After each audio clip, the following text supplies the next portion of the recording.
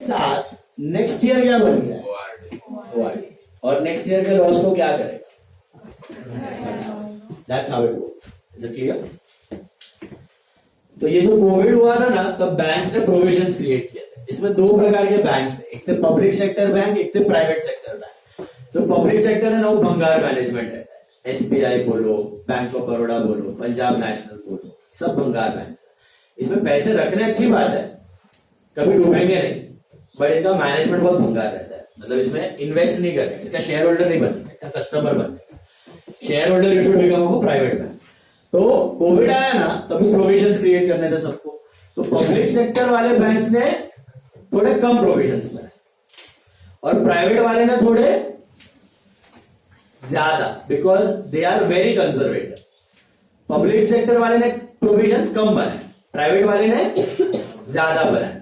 तो हुआ क्या, पब्लिक सेक्टर वाले का ये RDD था ना, ये कम था, तो उनका लॉसेस थोड़ा कम दिखा, और प्राइवेट सेक्टर वाले का लॉसेस ज्यादा। लेकिन जब फिर रिकवरी आया लोन्स वगैरह का, तो पब्लिक सेक्टर वाले का प्रोविजंस कम हुआ था ना, प्रोविजंस कम था, तो उनका जो बैड डेट था ना, वो ज्यादा हो गया, प्रोविजन से भी ज्यादा बैड डेट्स हुआ, तो और लॉसेस हो गए।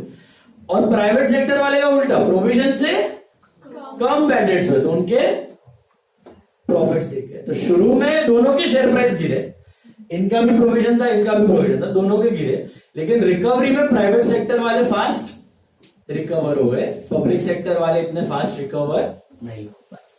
इसलिए कभी भी बिजनेस में शॉर्ट प्रोविजन रखना खराब बात है।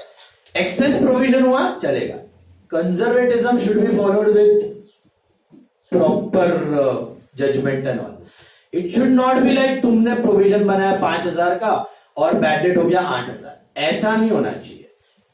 On the other way around, it is fine. You can make a provision of 8,000 and actual bad debts are let's say 6 or 7,000. That is cool. That is fine. समझा? Always excess provision होना is a good thing. क्या भैया पहले loss दिखा तो बाद में profit हुआ तो चलेगा, लेकिन इतना भी एक्सेस नहीं होना चाहिए कि तुम प्रोविजन बना रहे हो 20,000 का और बैड डेट हो 5,000। इतना वेरिएंस होना अच्छी बात, 19-20% वेरिएंस ठीक है, ज्यादा नहीं होना चाहिए। ठीक है, देख लो एडजस्टमेंट देख लो। Point number 18, adjustment number 18, page 112। Further bad debts reserve for doubtful debts. Can you see that? पहला वाला पढ़ो। Bad debts, it is the amount which is not recoverable from debtors. मिला? Reserve for doubtful debts, there are some debtors from whom the recovery is rather doubtful. Such debtors cannot be treated as bad debts, neither they can be treated as good debts. Reserves and provisions are created on such doubtful debts and they are called as reserve for doubtful debts. यही चार item है जो ऊपर लिखा है। Bad debt will appear in trial balance. Why in trial balance? Recorded item, so one effect. Further bad debts, it is the adjustment, unrecorded one, hence two effects. New reserve for doubtful debts, इस साल create करना है, adjustment, two effects. Old reserve for doubtful dates क्या होता है actually? Previous year का new reserve, so already recorded, so inside the trial balance, so one effect. Got it? Effect क्या देना है?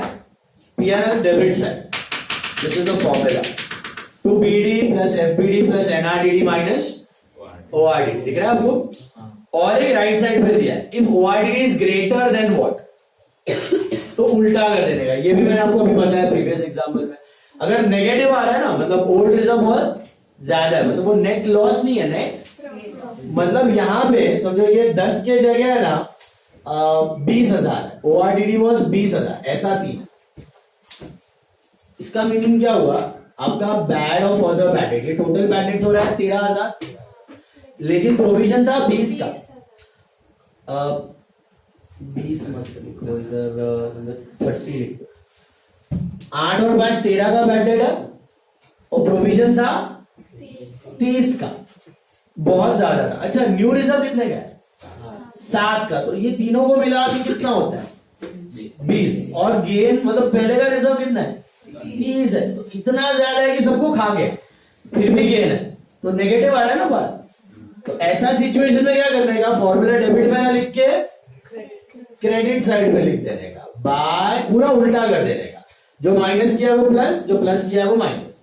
तो by ORDD minus bad debt minus further bad debt minus NRD. ये खाली मैंने फॉर्मूला उल्टा लिखा है, इसमें नेचर सेम ही है, लॉजिक सेम ही है, कंसेप्ट सेम ही है, खाली नेगेटिव अमाउंट हम लोग आउटर कॉलम नहीं लिख सकते, इसके लिए मैंने उल्टा करके लिखा हुआ। इसके लिए मैंने खाली उल्टा लिखा है। ये उल्टा करने के पीछे कारण क्या है कि भाई हम लोग नेगेटिव फिगर आउटर कॉलम में नहीं लिख सकते, इसके लिए खाली प्रेजेंटेशन के लिए उल्टा कर देते। ये सिचुएशन आज तक कभी बोर्ड्स में नहीं आया, कॉलेजेस में नहीं आया, खाली एनएम में आया एक बार, बाकी कोई कॉलेज में नहीं है। तो ये सिचुएशन आने का चांस बहुत कम है। 99% will have this situation where your old reserves are lesser, old reserves are lesser, मतलब पॉजिटिव फिगर्स आएगा आपका। Outer column it will be positive, outer column हमेशा पॉजिटिव फिगर आता है, समझा?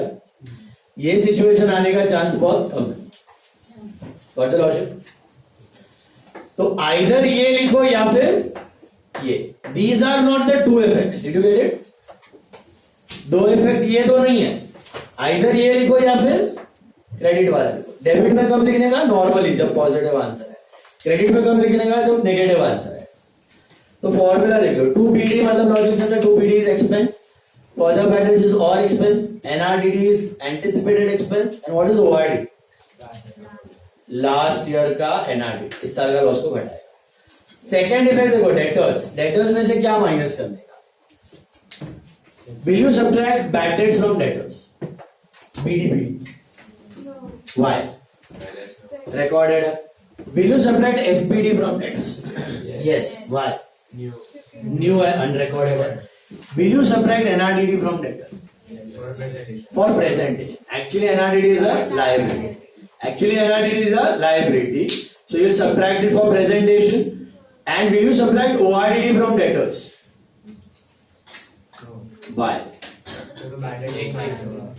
लास्ट ईयर का एक ही इधर से माइनस का। Is it clear? Take a sum, start marking it down, just one sum we are doing today. अभी हर एक समय ये एडजस्टमेंट आने वाले हैं, ठीक है? सम number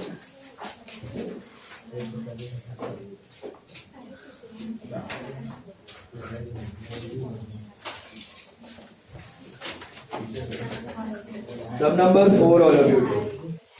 Look at sum number 4.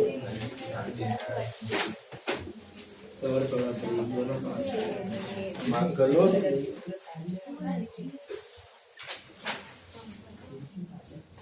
देखो, from the following trial balance and additional information as on 31st March 07, required to prepare trading P&L and balance sheet. Mark it down. Bills receivable are what? Sum number 4, page 116. Sum number 4, page 116. बताओ. Bills receivable are assets. Sundry debtors, assets. Drawings, less from capital. Salaries, P&L debit. Wages, trading debit, TD. फटाफट करो. Once again I'll repeat. Page 116. Bills receivable are assets. Sundry debtors are assets. Drawings are minus from capital. Salaries are P&L debit. Wages are TD, trading debit. Purchases, trading debit. Opening stock, trading debit, perfect. Postage and telegram, P&L debit, perfect. Insurance, P&L debit. Printing and stationery, P&L debit. Then carriage invoice is trading debit, perfect. Furnitures and fixtures are assets. Loose tools are assets. Plant and machinery are assets. Investments are assets. Office rent bracket में दिखा है 10 months. फिलहाल office rent किधर जाएगा? 10 months क्या मतलब है इसका? क्यों आपने नहीं डेबिट ऑफिस 10 महीने का पे किया है, आपका 12 महीने का साल होता है, आपने 10 ही महीने का पे किया, तो क्या होगा 2 महीने का?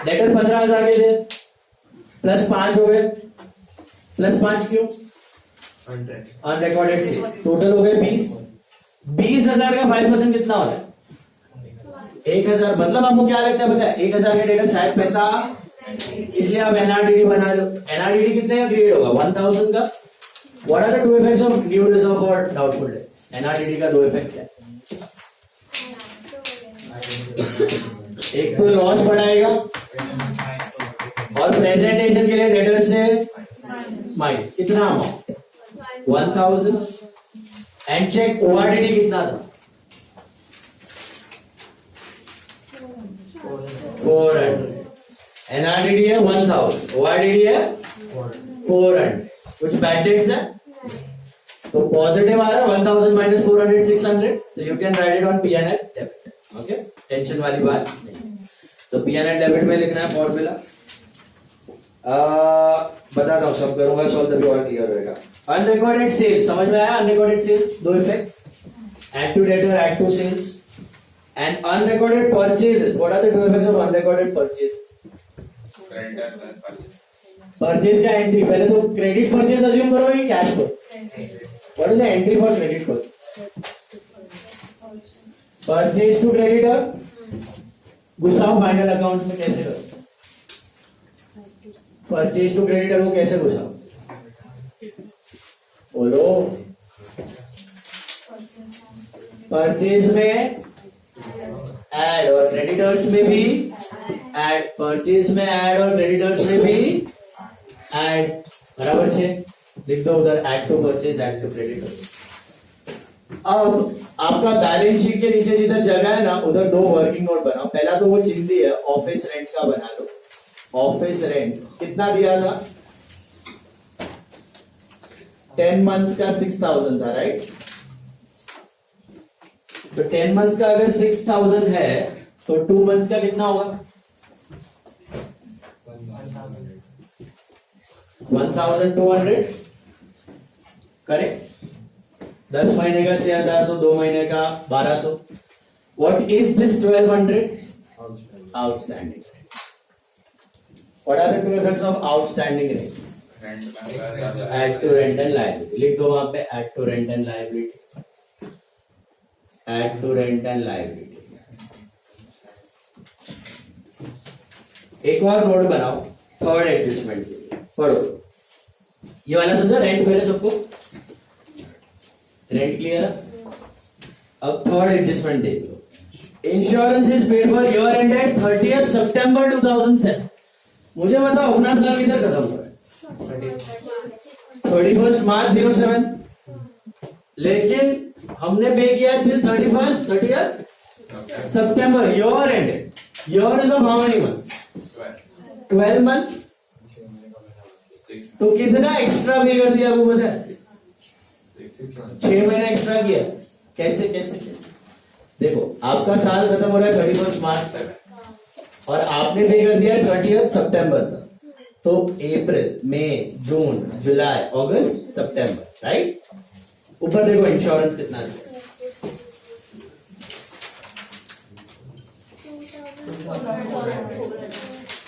वो जो 2,400 है वो कितने महीने का पता है आपको?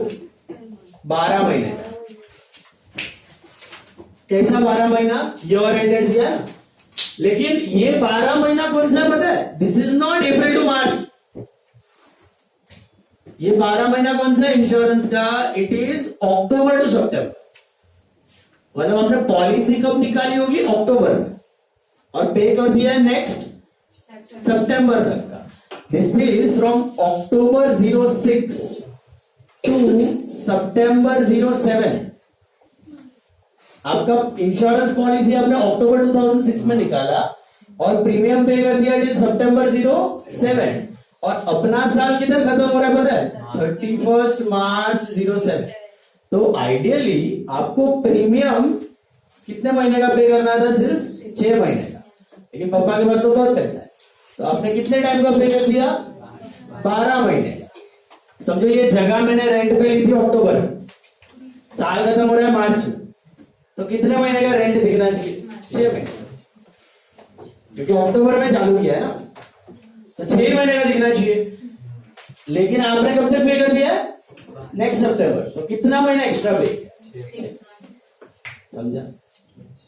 डेट नहीं दिया है तो एक्सपेंस पूरा 12 महीने का रहेगा, लेकिन डेट दिया है तो अक्टूबर टू सितंबर, तो 6 महीने का करंट ईयर है, बाकी 6 महीना क्या हो गया आपका? Next year.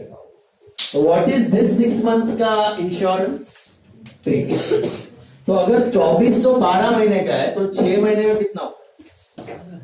1200। 1200 क्या है? कैसा प्रीपेड है, समझ में आ रहा है कुछ? Which 6 months का it is prepaid? Which 6 months का it is prepaid? अप्रैल, मई, जून, जुलाई, अगस्त, सितंबर। अक्टूबर टू मार्च का तो करंट ईयर का, नेक्स्ट अप्रैल, मई, जून, जुलाई, अगस्त, सितंबर का prepaid. Tell me the two effects of prepaid insurance. Minus from insurance and asset, क्योंकि ये 1200 इस साल को बिलोंग नहीं करता, नेक्स्ट ईयर को बिलोंग करता है। तो minus from insurance and asset, ये इतना ही लिखना, ये धनुष मत बनना, खाली इतना। This is the note. Is it clear? All of you got it? Insurance में किसी को डाउट है? डॉट्स ले दो फटाफट। डॉट्स याद है? डॉट्स का मतलब प्लस माइनस वाली चीज है। मशीनरी पे एक डॉट, टूल्स पे एक डॉट, इंश्योरेंस पे एक dot. Machinery, tools, insurance. Machinery, tools, insurance.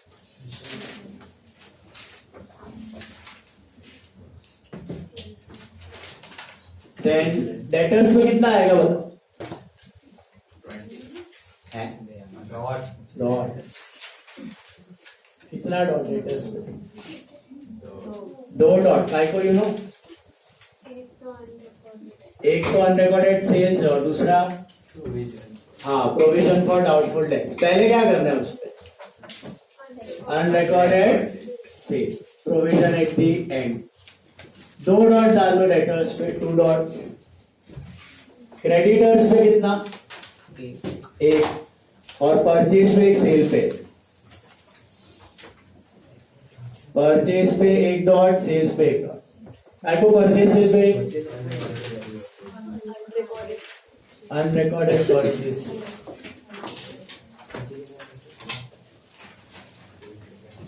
मिला। ऑफिस रेंट पे नहीं, रेंट पे 1 डॉट हिडन के लिए, और बस रेंट पे 1 डॉट। बैड डेट्स का तो फॉर्मूला ही लिखना है। ड्रॉ किया आपने? बराबर उड़ाते हैं, देखते जाओ। Starting with bills receivable. Where do you put bills receivable?